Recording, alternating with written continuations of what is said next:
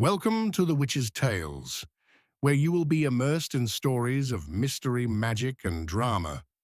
Prepare yourself to face unexplained mysteries, bizarre phenomena, and strange adventures that will keep you glued to your eyes. With a captivating voice, we will take you into the world of thrilling stories, where truth and legend collide, making you wonder if everything is really just fiction. Trapped between worlds, the eerie tale of the haunted houseboat. The first thing that caught my attention wasn't the cold creeping through the cracks in the windows of my rental car, nor was it the blizzard that had turned the mountain road into a wall of thick, swirling white. No, it was the silence that followed. When I turned off the engine, a heavy silence wrapped around me, so still, so complete. It felt like something pressing against my eardrums, a pressure that seemed to drown out the world around me. The grand view. Hotel stood in front of me, looming through the snowstorm, its Victorian frame stark against the white landscape, like a gravestone set against a dull sky. Every window of the building was dark, except for a soft amber glow that seemed to pulse from what I guessed was the lobby. The hotel appeared to lean forward slightly, as if it were straining to look at me. I felt an involuntary shiver run down my spine. My hands were trembling when I reached for my briefcase in the back seat, though I tried to tell myself it was just the cold. The quarterly reports I was supposed to present tomorrow in Denver weighed heavily in my hands, though I knew deep down that I would never make it to the city. The storm had swallowed the interstate whole, and my phone had lost signal hours ago when I had taken a detour down what the GPS optimistically called a scenic route. Before I could even touch the handle of the lobby door, it opened. The receptionist greeted me with a voice that sounded as though it came from somewhere behind me, rather than the desk, as if the room itself was speaking. He was unnaturally tall, gaunt, with skin that resembled old parchment, sun-dried and weathered. His eyes were dull and tarnished, the color of old pennies. Terrible weather for traveling, isn't it? He said, his voice thin and almost hollow.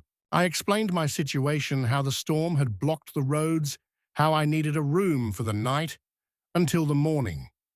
He listened without moving his head, tilted unnervingly to one side, as if something else were listening along with him. He nodded at intervals that didn't quite match my words. Room 237, he said, sliding a brass key across the desk. It felt surprisingly warm to the touch, almost feverishly hot. The third-floor elevator is a bit temperamental, he added, with an odd smile that stretched just a little too far across his face. Better to take the stairs. The key was heavier than it should have been, almost like lead, and I couldn't shake the unsettling feeling as I took it. I asked him about the other guests, about how many people typically stayed in such terrible weather. But he just smiled again, his eyes shifting past me, unfocused. We've had many guests over the years, he said. They all find what they're looking for eventually. I took the stairs up to the third floor, but with each step, the creaking of the old building under my feet sounded more like bones breaking. The echo was endless, stretching far longer than it should have, reverberating off the walls. I couldn't tell if the footsteps I was hearing were my own, or if someone else was walking beside me, hidden in the walls, following me through the long hallway. The hallway itself was unnaturally long, stretching out like an endless tunnel. The wallpaper was dark burgundy, with geometric shapes that hurt to look at, shifting slightly when I wasn't directly focused on them. The carpet runner was worn and stained, dark patches like bloodstains spreading out in the dim light of the overhead fixtures. Room 237 seemed to be halfway down the hall, Or at least, that's what I thought at first. By the time I reached it, it felt like I'd passed at least 30 doors.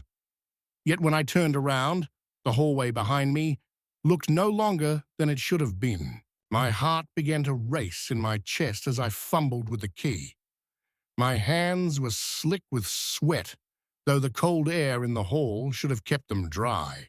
The room was smaller than I had expected, with a single window that was supposed to look out onto the parking lot, but instead all I saw was swirling darkness. The bed was made with hospital corners, so tight it looked painful. The radiator in the corner hissed, clanking with a rhythm that was uncomfortably familiar, like labored breathing.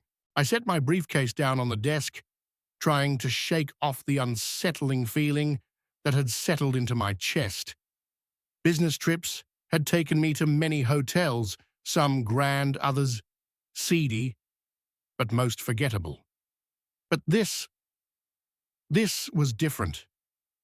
There was something deeply wrong about this place, something that made it feel as though the building itself were watching me waiting. Sleep didn't come easy that night. I tossed and turned, disturbed by strange sounds. Footsteps in the hallway at 3:00 a.m., slow and deliberate. A soft tapping on the walls that seemed to move from room to room like a message being passed along in some code I didn't understand. Whispers, were they the wind? Or voices?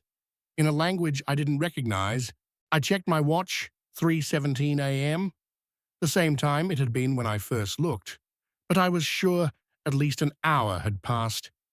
The digital numbers flickered as I stared at them, the display swimming before settling back into place. Needing to get out of the room, I decided to find the ice machine. According to a sign near the elevator, it was at the end of the hall. But when I opened the door and stepped into the hallway, everything had changed. Where there had once been burgundy wallpaper, now there were mirrors, dozens of them, reflecting my image, back at me, multiplied endlessly. My reflection looked haggard, as if I had aged years in the few hours since my arrival. The ice machine wasn't where it was supposed to be. In fact, the hallway seemed to bend and curve in impossible ways. I found myself walking for what felt like 20 minutes past doors that all looked the same, except for their numbers, which seemed to follow no logical sequence.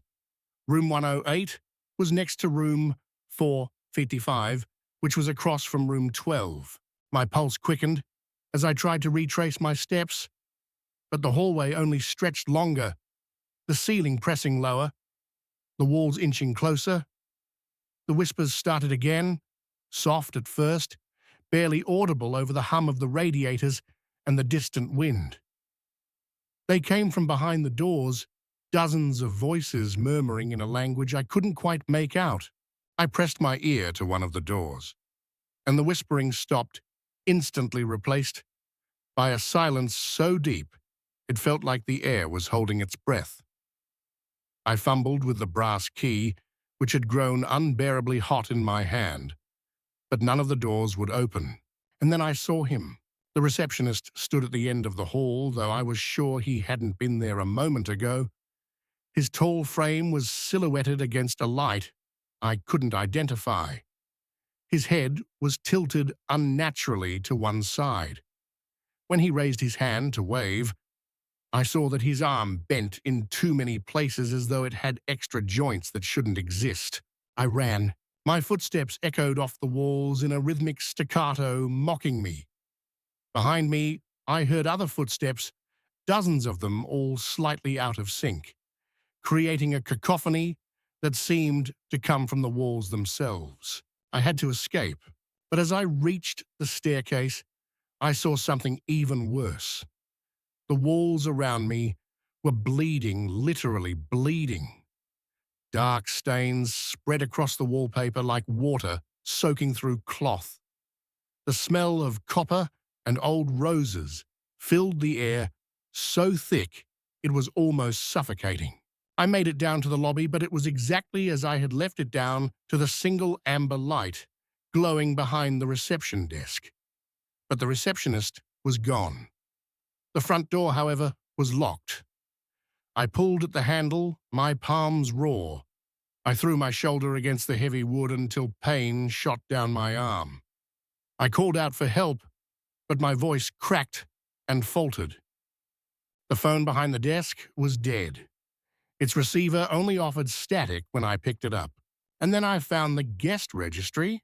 It was open on the desk, its pages yellowed with age. My name was there in my own handwriting, though I had no memory of signing it. But it wasn't the most recent entry. Below my signature in the same handwriting were hundreds of other entries, all with my name, all signed by me. The dates made no sense, some from the future, some from decades past, and the most recent tomorrow's date written shakily, as if the person who wrote it were in a hurry. Please, someone has to believe me. The rooms move. The hallways change. I can't find my way out. The entry stopped mid-sentence, trailing off into an unreadable scrawl. And then I saw them, figures standing in the doorways, all with my face, some older, some younger, but all unmistakably me. One was holding a briefcase identical to mine. Another held a brass key that glowed like an ember in the dark. They were saying the same thing over and over again. The rooms move. The hallways change. I can't find my way out. The realization hit me like a physical blow. This wasn't just a hotel, it was a trap. A maze designed to catch travelers like me, pulling them into its impossible geometry. How many versions of myself had walked these halls? How many had signed the registry? Understanding the trap was the first step to escaping it. I closed my eyes and forced myself to think rationally. The hotel fed on confusion, on panic, on the chaos that made people lose their way. But what if I stopped trying to find my room? What if I stopped following the rules? I walked down the stairs, but this time I didn't go up. Instead, I went down into the basement, which I was certain hadn't existed before. The stairs were made of rough concrete, leading into a dark space so absolute it felt like a void. I found what I was looking for, an old wooden door with no number. It opened onto the parking lot, where my rental car sat covered in snow, but exactly as I had left it. The storm had passed, leaving behind a clear, crystalline morning. I didn't look back as I drove away. 3 months later, I'm writing this from a small town 500 miles away. I never went back for my belongings. The landlord's calls went unanswered until they stopped coming altogether. Mrs. Chen sent me a single letter informing me that apartment 6A was available for rent again, and someone had already inquired about viewing it. I still hear scratching in the walls of my new home, but I tell myself it's just mice, just the house settling. Most days I almost believe it, but sometimes I keep a new notebook, just in case. The silence in the auction house that day felt different, heavier, almost as if the very air around me was thick with secrets that should remain undisturbed. Surrounded by dusty furniture and forgotten heirlooms, one item in particular caught my attention, pulling me in with an almost magnetic force. It was a portrait of a man his identity lost to time. His eyes, dark and penetrating, stared out from beneath heavy brows with an intensity so unnerving that it caused my chest to tighten inexplicably. I should have walked away. I should have left it right there among the forgotten things. But instead, the painting captivated me, measuring roughly 3 feet by 4, encased in an ornate golden frame, tarnished by age and neglect. The man in the portrait wore formal attire, typical of the late 19th century, his pale hands folded with precise neatness in his lap, while those unsettling eyes seemed to track my every movement, even from across the crowded room. When the auctioneer's hammer fell and I found myself the owner of this peculiar piece for what felt like a surprisingly modest sum, a chill ran down my spine. I told myself it was just the cold. After all, the building was poorly heated. That first night, as I hung the portrait in my living room above the fireplace, my hands trembled ever so slightly while adjusting its position. But the moment I stepped back, I felt it. The man's gaze, piercing and unwavering, staring directly at me. His expression seemed stern, yet knowing as though he possessed information about me that I had forgotten. I couldn't shake the feeling that I was being watched. The painting, like any good portrait, followed me. I knew it was just a trick of perspective, a well-executed illusion that artists had mastered for centuries, painting pupils in such a way that they appeared to track the observer's movements. Still, no matter where I went in the room, whether from the kitchen to the hallway, from the armchair to the window, those eyes remained fixed on me. Their intensity was so sharp, it made my throat tighten and my palms sweat. For the first week, sleep was fitful at best. My bedroom lay directly above the living room, and throughout the night, I listened for sounds that never came. Footsteps creaked across the floorboards, the rustle of clothing, whispered voices. But there was only an oppressive silence, broken only by my restless tossing and the occasional groan of the house settling. When I ventured downstairs for water or to check the locks, the portrait awaited me in the dark, its eyes gleaming faintly in whatever ambient light managed to filter through the curtains. By the second week, I began to notice changes. At first, I chalked them up to my imagination, to the shifting light throughout the day. But then the changes became undeniable. The man's expression began to shift, subtle at first, but unmistakable. His eyes tightened slightly, a barely perceptible downward turn of his mouth. I found myself studying the portrait during my morning coffee, searching for differences that I couldn't quite put into words but felt in my bones. His skin appeared paler, almost translucent in certain light, and the shadows beneath his eyes grew darker, making his face look gaunt, more hollow. Most unsettling of all, his expression now carried something that could only be described as malevolence.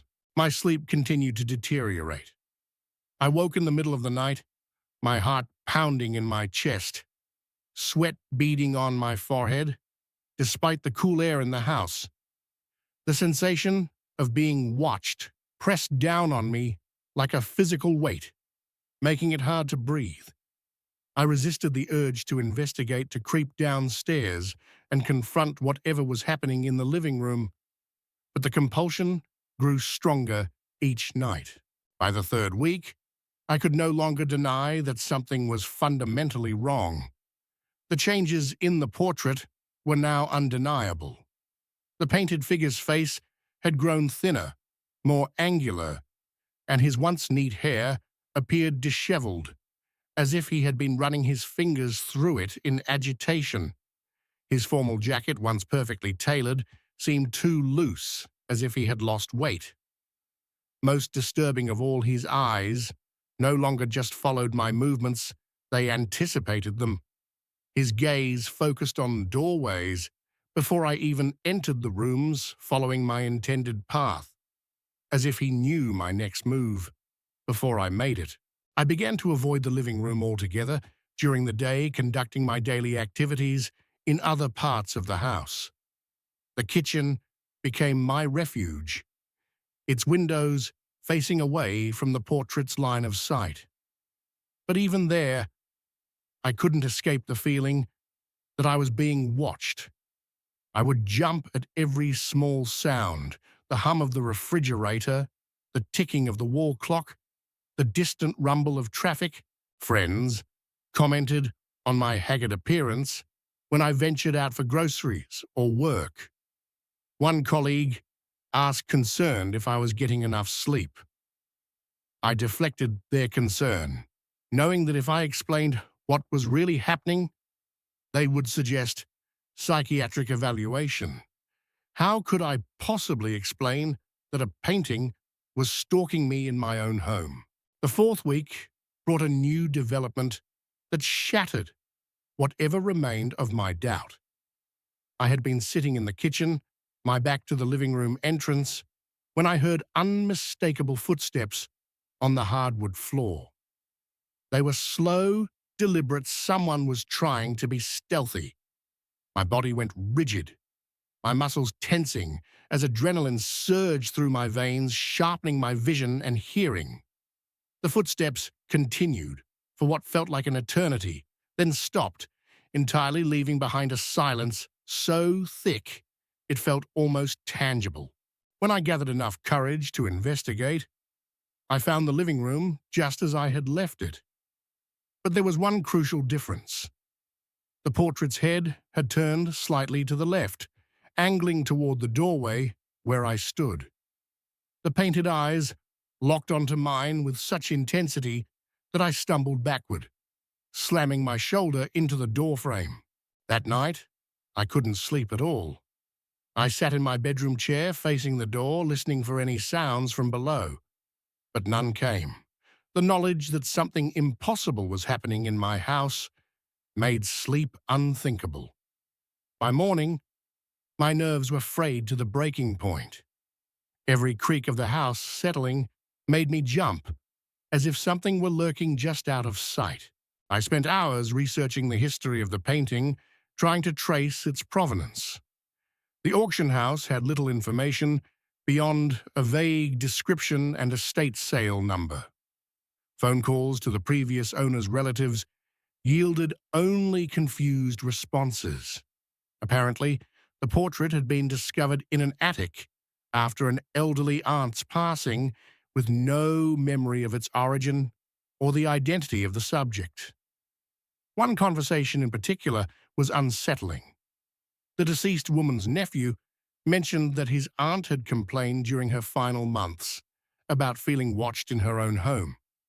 Family members had attributed this to dementia, but she insisted that something in her attic moved around at night, rearranging items. Investigations had revealed nothing amiss, of course, but the implication of this conversation chilled me to the bone. By the fifth week, the portrait's transformation accelerated. The painted figure now appeared emaciated, his clothes hanging loosely from his skeletal frame. His hair had become wild and unkempt, and his face was all sharp angles and hollow cheeks. But the most disturbing change was in his eyes. Those eyes that now carried an unmistakable hunger, a predatory intensity that seemed to reach out from the canvas and wrap around my throat like invisible fingers. I started experiencing what I can only describe as waking nightmares. While going about my daily routine, I would catch glimpses of movement in my peripheral vision. A figure standing just out of sight, always positioned where the portrait should be visible. But when I turned to look, I found only the painting hanging innocently on the wall, its subject's expression now more satisfied, as if pleased by my growing distress. The sensation of being stalked intensified beyond anything I had previously felt. Every room felt contaminated by his presence, every shadow concealing his lurking form. I installed additional locks on my bedroom door and began sleeping with a baseball bat within arm's reach, though I knew such precautions would be useless against whatever supernatural forces were at play. By the sixth week, I had reached my breaking point. I was lying in bed, staring at the ceiling, listening to the familiar sounds of the house settling, when I heard them footsteps climbing the stairs. Slow, deliberate, each creak of the wooden steps echoing through the house like a funeral bell. My heart raced, and my breath grew shallow as panic flooded my system. The footsteps paused at the top of the stairs directly outside my bedroom door. I lay perfectly still, my muscles frozen in terror, as the doorknob began to turn with agonizing slowness. The lock held, but the knob continued to rotate, accompanied by a sound like grinding teeth emanating from within the metal itself. Then silence. For what felt like hours, I remained frozen, straining to hear any sign of movement in the hallway. When dawn finally broke, I mustered the courage to unlock the door and peer outside. The hallway was empty, but muddy footprints led from the stairway to my bedroom door, footprints that matched the formal shoes visible in the portrait below. That morning, I made a decision that probably saved whatever was left of my sanity. I called a local art dealer and arranged for the immediate removal and sale of the portrait. When he arrived to collect the piece, he commented on its unusual qualities, mentioning that the subject seemed to be looking directly at him, regardless of his position in the room. I lied, saying that such an effect was common in well-executed portraits. But my voice shook as I spoke. After the dealer left, I spent the entire day cleaning the house, scrubbing away every trace of the painting's presence. I rearranged the furniture, opened every window, and even considered burning sage, though I wasn't sure of the proper procedure. That night, for the first time in weeks, I slept peacefully. But sometimes, in the dark hours before dawn, I still feel eyes watching me from empty walls, and I wonder if some presences, once invited in, ever truly leave.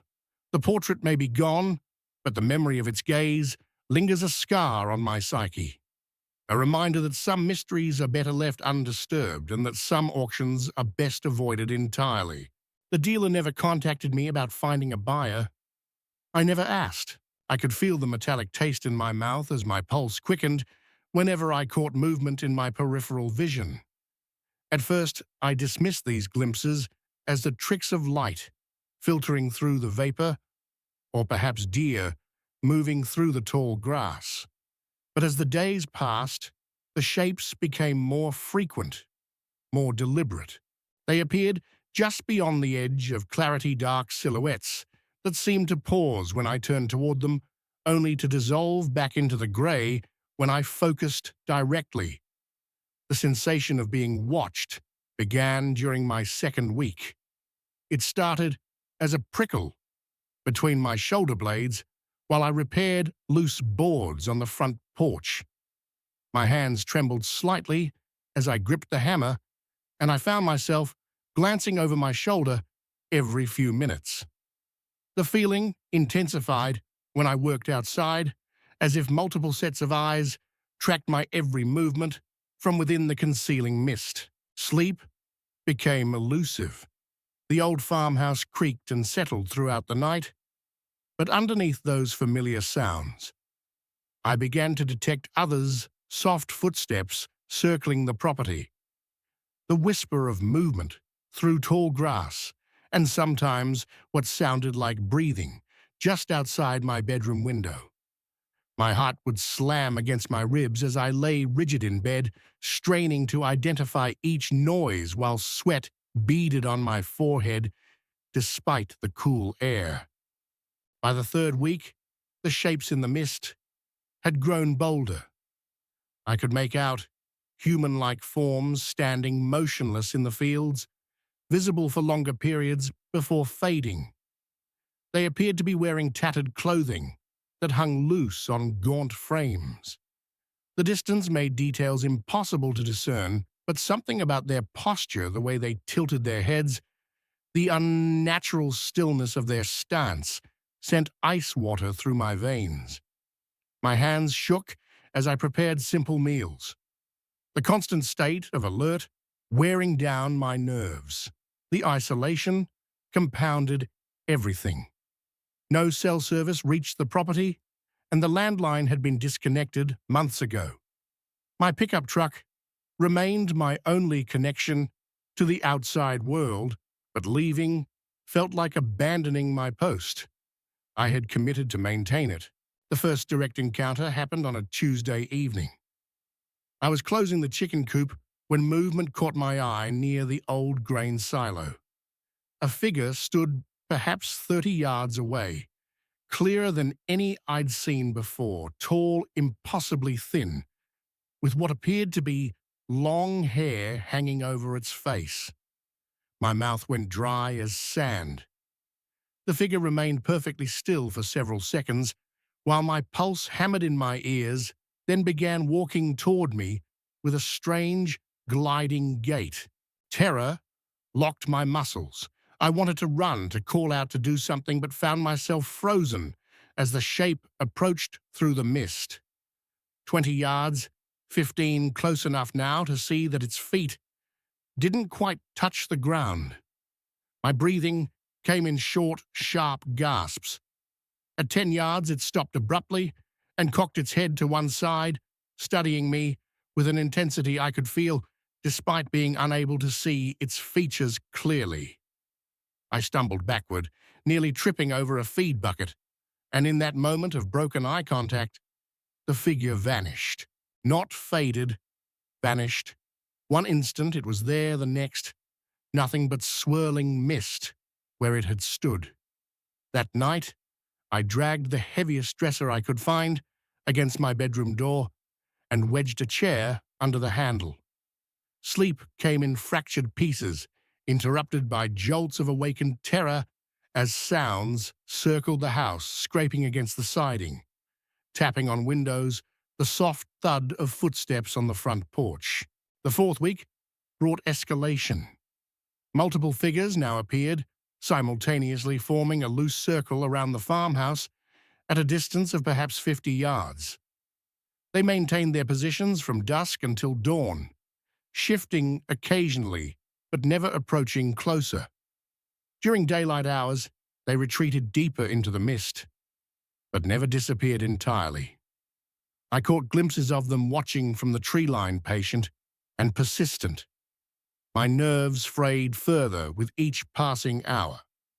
Simple tasks became monumental efforts as paranoia consumed my thoughts. Had that shadow moved while I wasn't looking? Was something standing behind the barn?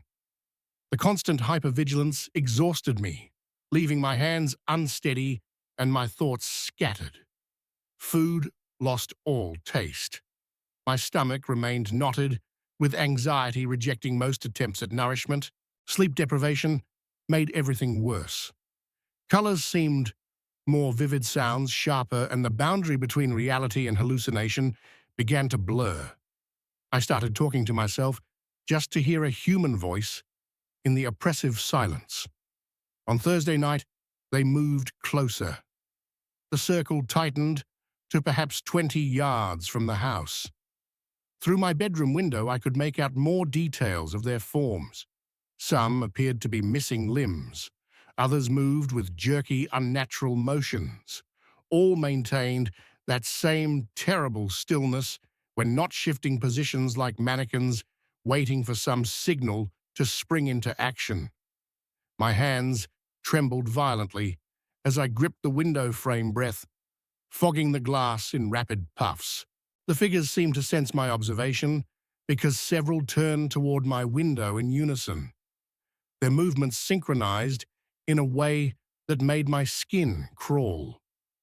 Though I couldn't see their faces clearly through the mist and darkness, I felt the weight of their attention like a physical pressure. Friday brought the closest encounter yet. While gathering eggs from the coop in the late afternoon, I found myself surrounded, not aggressively. The figures maintained their distance, but definitively encircled me. They stood motionless in the mist, perhaps a dozen of them, creating a living barrier between me and the farmhouse. My heart raced so fast, I feared it might burst. Sweat poured down my back, despite the cool air. For several minutes, I remained frozen beside the coop, clutching the egg basket while they watched. Then, slowly, carefully, I began walking toward the house. The figures parted as I approached, creating a narrow corridor, but maintaining their presence on either side. The walk to the front door felt endless. I could sense them just beyond my peripheral vision, close enough to touch if they chose to reach out. My legs felt weak, barely supporting my weight. The metallic taste of fear coated my tongue. At the porch steps, I fought the urge to run the final distance. Instead, I maintained the slow, measured pace until I reached the door, then slipped inside and immediately threw the deadbolt. Through the kitchen window, I watched them resume their circle tighter now than ever before. That night, I made my decision. 3 more days remained on my commitment, but my sanity couldn't withstand the escalating pressure. I packed my belongings by lamplight hands, shaking as I folded clothes and gathered personal items. The sounds outside, intensified footsteps on the roof, scratching at the walls, what sounded like whispered conversations just beyond the door. Dawn broke grey and muted as always. The figures had withdrawn slightly, though they remained visible in the mist surrounding the property. I loaded my truck, quickly, every nerve on high alert. The engine turned over on the first try, a small mercy that nearly brought tears of relief. As I drove down the gravel road toward the main highway, I watched the farmhouse recede in my rearview mirror. The mist seemed to pulse with hidden movement, dark shapes shifting within its depths. At the property gate, I stopped and looked back one final time. The figures had emerged from the mist, standing in a perfect line along the fence. Dozens of them, now far more than I'd ever seen simultaneously. They watched my departure with that same terrible stillness, and for a moment I thought I caught a glimpse of something that might have been faces beneath the long hanging hair. I pressed the accelerator and didn't look back again. Later, much later, after I'd returned to civilization and attempted to resume normal life, I called the estate lawyer, handling my uncle's affairs. The conversation was brief but illuminating. He mentioned almost casually that the property had been in the family for generations, that several caretakers over the years had left suddenly, usually around the 3-week mark. That local folklore spoke of the land being cursed, though he dismissed such talk as rural superstition. I never asked what happened to those who stayed the full month. The nightmares began a week after I left. In them, I'm back at the farmhouse. But this time, I don't have the truck. The mist presses closer each night, and the figures grow bolder, more insistent.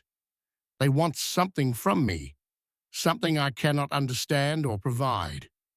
I wake with my heart pounding, the taste of metal in my mouth, convinced I can smell that damp, clinging mist in my bedroom.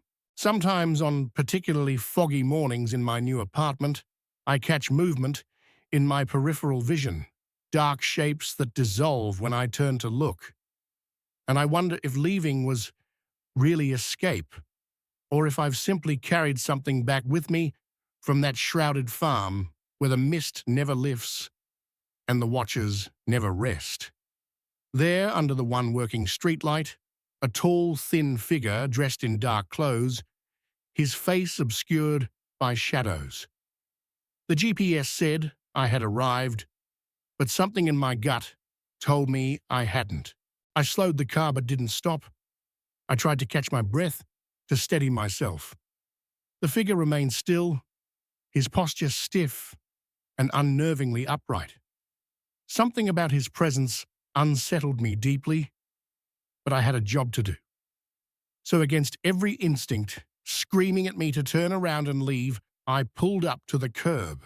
I killed the engine, but the silence that followed was worse than the constant hum of the city I had been navigating. The air was heavy with the scent of rain, and something else, something faintly metallic. I reached for the door handle, but my hand hesitated. My heart pounded in my chest as I stared at the figure, willing him to move or speak, but he remained frozen. His gaze locked on the car. His eyes, if I could even call them eyes, seemed hollow and empty, as though something inside him had long since left. "Are you the one who called for the ride?" I asked, my voice rough, barely breaking through the tension. My words felt like they were caught in my throat. No answer. I watched him for a long moment, trying to read any hint of emotion, any sign of life, beyond the sheer stillness of his figure. Finally, he moved. Slowly, deliberately, he raised his arm, pointing down the street toward the alleyway that cut through the block. For a moment, I just sat there staring, trying to piece together what the gesture meant. Then it clicked. This was my job. He needed a ride, and I was here to give it. The GPS was never wrong. Or was it? I glanced at my phone again. The address was the same as the one he had pointed to, but it didn't make sense. This alleyway wasn't even on any map I had access to. There were no roads listed here, no buildings. Just a gap, a blank space. But still, I opened the door, stepping out onto the wet sidewalk, and walked toward the figure. His head tilted slightly, following my every step. His gaze never left me.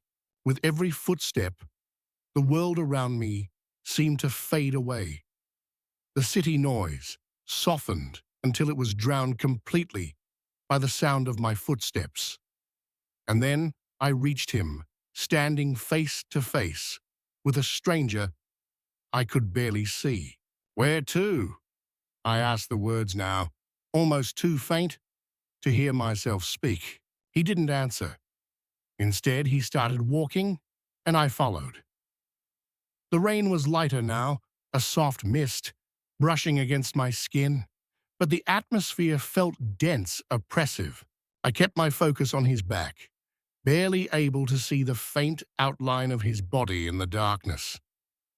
The alley was longer than I had expected, stretching out in front of us like an endless void. And then, as we rounded a corner, I felt it, the unmistakable weight of being watched. I glanced back. No one else was there, but the sensation remained crawling up my spine, making my skin tingle with discomfort.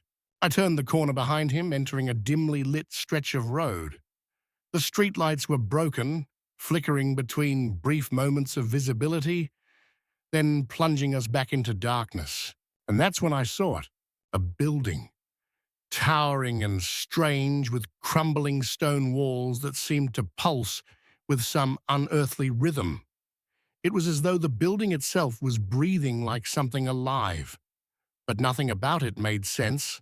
There were no windows, no doors, only a heavy wooden gate, its rusted iron handles reflecting the faint light of the broken street lamps. The figure moved toward it, and without a single glance back, reached for the gate. The moment his fingers touched the cold metal, the gate groaned and slowly began to open. I froze. Something in me screamed to turn and run to get as far away as I could from whatever was unfolding in front of me. But I couldn't move. It was as if the air itself had become too thick to breathe. The figure stepped through the gate, and as he did, the sound of the street around us fell away completely, leaving an eerie silence in its wake. He turned to me, his face still hidden, but his voice finally reached me low and rasping. "Come in," he whispered. And with that, the last remnants of the city of reality itself seemed to dissolve. I stepped forward, knowing there would be no turning back now. The door slammed shut behind me. The room inside the building was cold, far colder than it should have been. The floor was covered in dust, untouched by time, and the walls were lined with shelves filled with books, countless books stacked in neat piles that reached to the ceiling. I couldn't quite focus on the titles. They seemed to blur when I looked directly at them, shifting in and out of existence like reflections in water. And then I heard it, a faint scratching sound coming from somewhere in the dark, a noise that seemed to echo from deep within the building, its source unreachable. The silence pressed against my eardrums, suffocating like something in the air had changed. The figure had moved away from me, crossing the room to a corner where a large desk sat. There was something about the desk. It was ancient, worn, and covered with papers that looked more like old maps than anything else. He turned his eyes gleaming from the darkness. He motioned for me to approach. I stepped closer, though every step felt like it took me further from the world I had once known. He gestured to a book on the desk, its cover dark and cracked with age. I recognized the title, though I couldn't quite place it. As if by instinct, I reached for it. The moment my fingers brushed the surface of the book, I felt it a surge, as though I had connected with something far beyond this reality. And then from somewhere behind me, I heard the gate slam shut once again. The figure stood watching me, waiting for me to open the book, and when I did, the page turned itself. The words were already written. They were mine.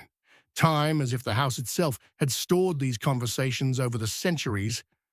The more I listened, the more I felt an overwhelming sense of dread. I stepped away from the wall, my breath shallow, my skin crawling with the sensation that I was not alone in the room. I turned on the bedside lamp, hoping that the light would break the strange hold the darkness had on me. The whispers continued, now louder, more insistent, as if the voices were aware of my presence. "It's time," one voice said, sharp and urgent. "We'll have to let him in." I couldn't tell if they were speaking about me or someone else. The words twisted in my mind, bringing a cold chill to the air that made my skin prick with goosebumps. I backed away from the wall, my heart pounding. Every part of me screamed to leave the room, to flee the manor, but some deep-rooted fear, some instinct, kept me frozen in place. I couldn't leave. Not yet. The voices seemed to be pulling me deeper into the mystery of Raven's Hollow, urging me to understand, to become a part of their narrative. I didn't know how long I stood there listening, but eventually the whispers began to fade, replaced by a heavy silence that pressed down on me like an invisible weight. I glanced at the clock, just past 3 a.m. The air in the room was thick, heavy with the remnants of whatever I had just heard. The next morning, I tried to shake off the unease of the previous night. The house was just old, I told myself. The walls were creaking, the pipes were settling. But when I passed through the hallway, I couldn't shake the feeling that the whispers were still there, lingering in the air, following me. I tried to ignore it, focusing on my duties. The following days were a blur. I went through the motions, checking the grounds, ensuring the windows were intact, performing the basic tasks Mrs. Whitmore had outlined. But every corner of the manor felt like a trap. Every creak in the floorboards felt like a warning. I became obsessed with the idea of the whispers, trying to pinpoint where they were coming from. I spent hours in the libraries, studying the bookshelves, searching for any clue that might explain the strange sounds that echoed through the house. But there was nothing. Nothing except the unsettling presence of the house itself. It wasn't until the fourth night that I found something. I had been walking the halls late, unable to sleep, when I came across a door I had never noticed before. It was hidden behind a tapestry in the east wing, almost as if it had been deliberately concealed. The wood was old, dark, and cracked, and the brass handle was cold to the touch. Without thinking, I reached for the handle and turned it. The door creaked open, revealing a narrow staircase leading down into darkness. The air was damp, the smell of earth and mold heavy in my nostrils. I hesitated for a moment, but the curiosity, no, the compulsion, drove me forward. I descended the stairs, the only sound, the creak of the old wood beneath my feet. The space felt suffocating, as if the walls were closing in with every step. At the bottom I found a small room, its stone walls covered in damp moss. In the center of the room stood a wooden chest, its surface scarred and warped from years of neglect.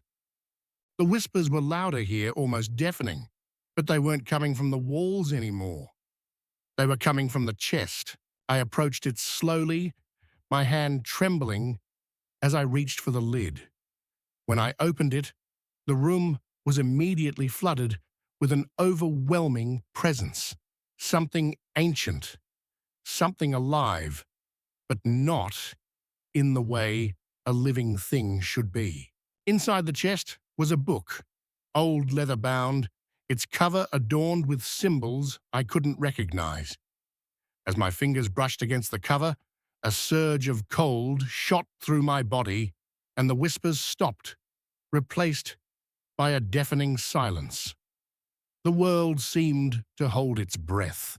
I knew then that I had uncovered something I shouldn't have, something that had been hidden for a reason. The book was more than just a collection of words. It was a key to the manor to Raven's Hollow, to the whispers that haunted its walls. And as I stood there staring at the ancient text, I understood that I had been chosen not to care for the manor, but to become a part of its story. I took the book and closed the chest, but the weight of the knowledge I had uncovered pressed down on me like a heavy shroud. As I left the room and ascended the stairs, I knew I had crossed a line, one that could never be undone. And the whispers began again, louder now, as if they had been waiting for me to discover the truth. The manor was alive. It had always been alive, and now it had a new caretaker. Me returned. They moved, as they always did, but this time, something was different. The figures were no longer confined to the walls. They spilled out across the floor, pooling and shifting with disturbing fluidity. They reached up, crawling up the corners of the room, extending toward me like the fingers of a giant, hungry creature. The air became thick, with their presence pressing against me like an invisible weight. The floor beneath me seemed to hum, vibrating with an energy that felt both alien and familiar. I tried to scream, but no sound escaped my mouth. My throat felt thick, as if the shadows had swallowed my voice, along with my will to resist. As the figures surrounded me, I felt their coldness seep into my very being. My body froze, unable to move, unable to fight against the relentless tide of darkness closing in on me. Then it was as if the shadows spoke to me, but not with words. The sensation was far more unsettling. I could feel their thoughts pressing against my mind, invading my consciousness like a foreign virus, demanding that I understand their nature. They were souls trapped in this world, replaying their final moments over and over again, unable to escape. And now it seemed I had become part of the show. The more I resisted, the more I understood their pain, the more I became a part of their eternal performance.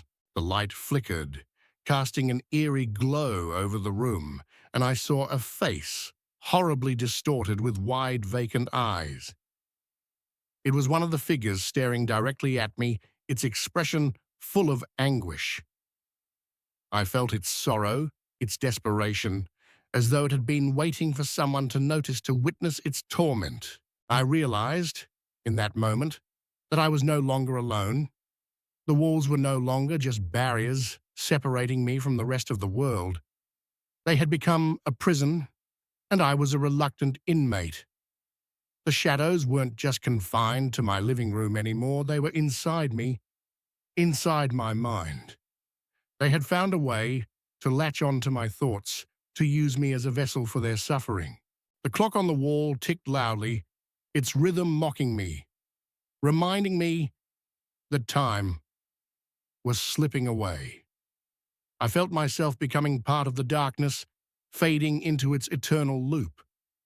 The line between my thoughts and theirs blurred until I could no longer tell where I ended and they began. In the end, I understood that there would be no escape.